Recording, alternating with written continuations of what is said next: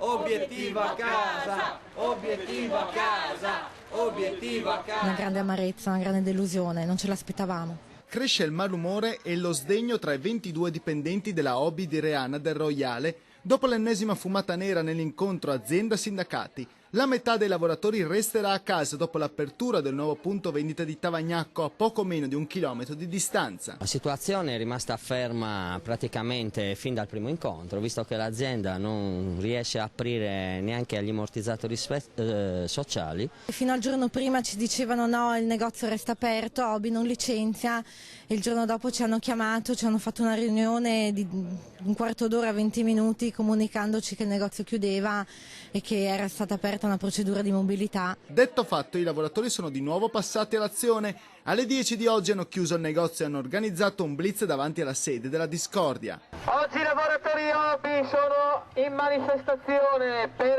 evitare i licenziamenti dovuti alla chiusura del negozio di Reana del Royale. Noi puntiamo tutti quanti, e questo lo ribadisco ancora una volta, ad andare 22 persone tutti sul nuovo punto vendita, visto che siamo a 1 chilometro di distanza. Le parti, aziende e sindacati sono ancora molto distanti.